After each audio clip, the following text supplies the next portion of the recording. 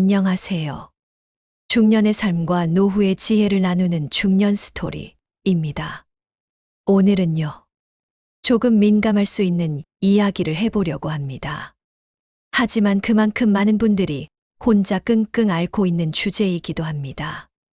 혹시 이런 생각 한 번쯤 해보신 적 있으신가요? 내가 이 나이에 자위를 해도 되는 걸까? 예전처럼 하면 오히려 몸에 안 좋을까? 요즘 따라 끝나고 나면 더 피곤하고 아프기까지 하네. 그렇습니다. 60세를 넘기면 몸이 달라집니다. 젊었을 때는 몰랐던 변화들이 하나둘씩 느껴지기 시작하죠. 특히 성기능과 전립선, 그리고 자위 습관도 예외는 아닙니다. 오늘은요, 실제 비뇨기과 여의사 선생님의 상담 사례를 통해 왜 60세 이후에는 자위도 바꿔야 하는지, 어떻게 바꾸면 건강을 지킬 수 있는지 차근차근 알려드릴게요. 지금부터 절대 놓치지 마세요. 이건 당신의 성 건강뿐 아니라 전반적인 삶의 질을 지켜줄 중요한 이야기입니다. 중년 남성의 실제 고민 사례를 소개합니다. 오늘 소개해드릴 분은 서울에 사는 63세의 박모 씨입니다. 퇴직 후에는 소일거리로 동네 도서관에서 자원봉사도 하고 건강도 제법 잘 챙기는 편이었죠. 그런데요, 어느 날부터 몸에 이상한 변화가 느껴지기 시작합니다. 소변 줄기가 예전보다 약해지고 보리를 보고 나서도 뭔가 개운하지 않은 느낌. 밤에 화장실을 자주 가기도 했고요. 심지어는 자위를 한 다음 날이면 회음부 통증, 묵직한 불쾌감까지 느끼는 겁니다. 처음엔 단순히 나이 들어서 그렇겠지 하고 넘겼지만 며칠이 지나도 증상이 계속되자 걱정이 되기 시작했죠. 그러다 아내가 한마디 했답니다. 당신 요즘 너무 자주 화장실 가는 것 같아. 혹시 병원 한번 가보는 건 어때? 결국 박 씨는 동네 비뇨기과를 찾아갑니다. 그런데 진료실에서 만난 의사는 40대 초반의 여의사. 순간 당황했지만 선생님의 침착하고 배려 있는 말투 덕분에 조심스럽게 고민을 털어놓기 시작했죠. 선생님, 혹시 자위도 나이 들면 바꿔야 하나요? 요즘 하고 나면 더 아프고 피곤하거든요. 그 질문에 여의사 선생님은 아주 단호하면서도 부드럽게 말했습니다. 네, 60세 넘으면 자위 습관도 꼭 바꿔야 합니다. 이 말이 박 씨에게는 큰 충격이었죠. 자위도 나이 들면 건강하게 하는 법이 따로 있다는 걸 그때 처음 알게 된 겁니다. 비뇨기과 여의사의 반응과 설명입니다. 박 씨의 질문에 비뇨기과 여의사 선생님은 잠시도 망설이지 않고 이렇게 말했습니다. 네, 선생님. 60세 넘으셨으면 지금까지 하시던 방식에서 꼭 바꾸셔야 합니다. 박 씨는 좀 당황한 눈치였죠. 그러자 선생님은 아주 차분하게 설명을 이어갑니다. 60대 이후에는 전립선, 음경의 혈관, 감각신경 모두 노화가 시작됩니다. 예전처럼 세게 빠르게 자주 자극을 주면 전립선에 염증이 생기거나 오히려 성기능이 더 빨리 떨어질 수 있어요. 그리고 실제로 이런 분들이 많다고 합니다. 자위나 성관계 후에 회음부가 묵직하게 아프다. 소변이 시원하게 안 나간다. 발기가 되긴 해도 오래 못 간다. 이런 증상들은 단순한 노화가 아니라 잘못된 자극 방식이 누적된 결과일 수 있다고 해요. 또 하나 중요한 포인트. 선생님은 이렇게 강조했습니다. 중년 이후에는 쾌감 중심에서 회복 중심으로 생각을 바꾸셔야 해요. 자위도 성기능 유지와 정서적 안정이 목적이지 빠르고 강한 오르가즘이 전부는 아닙니다. 그리고 박 씨처럼 예전 습관 그대로 반복하고 있는 중년 남성분들이 상당히 많다고도 하셨습니다. 어떤 습관이 문제였나? 대해서 이야기해 봅니다. 비뇨기과 여의사 선생님은 박 씨의 이야기를 듣고 자위 습관 몇 가지에서 분명한 문제점을 발견합니다. 첫 번째, 너무 강한 자극에 의존하고 있다는 점. 박 씨는 젊을 때처럼 손에 힘을 꽉 쥐고 빠르게 자극을 주는 습관을 여전히 유지하고 있었죠. 예전엔 그게 제일 빠르고 편했어요. 하지만 이런 방식은 음경 피부와 신경을 무감각하게 만들고 전립선에 과도한 압박을 주게 됩니다. 그 결과 자위 후 통증이나 불쾌감이 더 자주 나타난 거죠. 두 번째, 시각 자극에 과도하게 의존한다는 점. 박 씨는 대부분의 자위를 강한 자극의 야한 영상을 보며 진행했습니다. 선생님은 말합니다.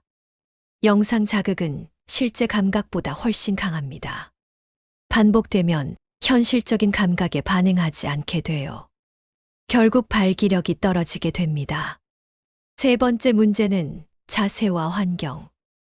박 씨는 자위를 할 때 허리를 굽히고 긴장된 상태로 몰래 빠르게 끝내려고 했습니다. 그런 자세는 허리 통증을 유발하고 심리적 스트레스까지 동반하게 되죠. 마지막으로 너무 자주 했다는 점도 문제였습니다. 박 씨는 노후의 시간도 많고 잠도 안 오니까 이런 이유로 주 4번이나 5번 이상 자위를 했습니다. 하지만 중년 이후에는 몸의 회복 속도가 느려지기 때문에 무리한 빈도는 오히려 만성 피로, 발기력 저하, 전립선 부담으로 이어질 수 있습니다. 그래서 자위 습관을 이렇게 바꾸어야 합니다. 비뇨기과 여의사 선생님은 박 씨에게 자위는 하지 말라는 게 아니라 건강하게 하라는 것이라고 강조했습니다. 그리고 이렇게 조언했죠. 첫째, 빠르고 강한 자극은 금물입니다. 중년 이후에는 신경 감각과 혈관 탄력이 줄어들기 때문에 세게 빠르게 하면 오히려 기능이 더 빨리 떨어집니다. 이제는 강도보다 느낌에 집중하셔야 해요. 손에 힘을 빼고 천천히 부드럽게 자극이 약하게 느껴지더라도 자연스러운 감각 회복의 과정입니다. 둘째, 영상 자극 대신 상상력과 감정에 의존하세요. 자극적인 영상은 뇌를 과도하게 흥분시키고 실제 감각과의 연결을 끊어버립니다.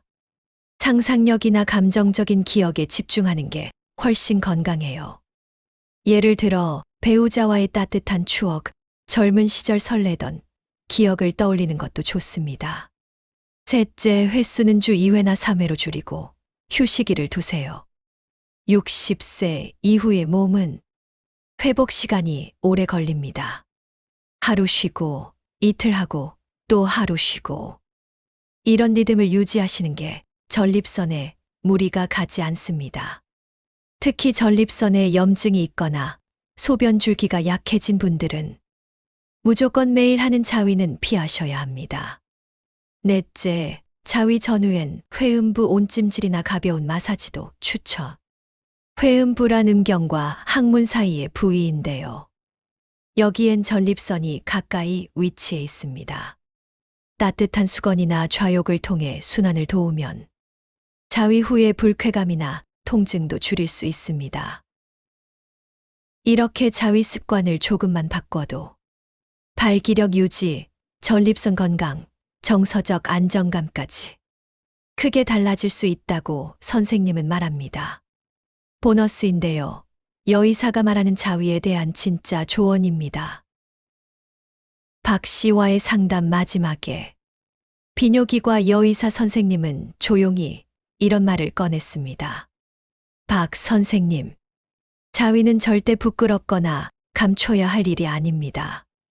그 말에 박 씨는 처음으로 긴장이 풀린 얼굴을 지었다고 합니다. 선생님은 이어서 이렇게 말했죠.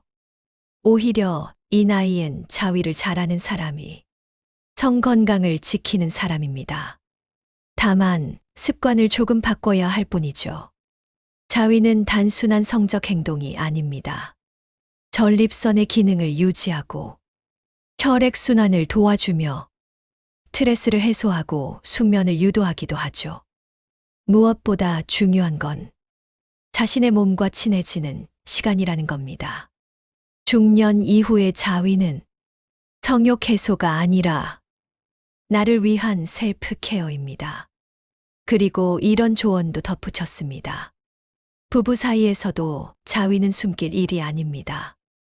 오히려 서로의 리듬을 이해하고 성적인 대화의 시작점이 될 수도 있어요. 이 말에 박 씨는 처음으로 내가 뭔가 잘못된 걸 한 게 아니었구나 하는 안도감을 느꼈다고 합니다. 마무리를 해보면 오늘 이야기 어떠셨나요? 자위라는 주제는 여전히 많은 분들에게 낯설고 때론 부끄럽게 느껴지는 이야기일 수 있습니다. 하지만 그만큼 중년 이후의 삶과 건강에 꼭 필요한 이야기이기도 하죠. 60세 이후 몸은 달라집니다. 그리고 그 변화에 맞추셔. 습관도 생각도 자신을 대하는 태도도 조금씩 바뀌어야 합니다. 중년 스토리 채널은 이처럼 누가 쉽게 말해주지 않는 중년과 노후의 현실적인 고민, 건강, 관계, 마음, 성에 대한 진짜 이야기를 다룹니다. 혹시 오늘 영상에서 공감되신 부분이 있었다면 여러분도 댓글로 생각을 나눠주시고요. 익명으로라도 경험을 공유해 주시면 저희가 다음 영상에서 함께 다뤄드릴 수 있습니다. 그리고 앞으로도 이런 솔직하고 현실적인 이야기, 지금 이 시기를 지나고 있는 중년을 위한 콘텐츠를 계속 받아보고 싶다면 구독 버튼 꼭, 좋아요 한번 눌러주시고 알림 설정까지 해주시면 중년의 삶이 더 단단해지고 외롭지 않을 겁니다. 지금까지 중년의 속마음을 함께 나누는 중년 스토리이었습니다. 다음 이야기에서 또 뵙겠습니다. 고맙습니다.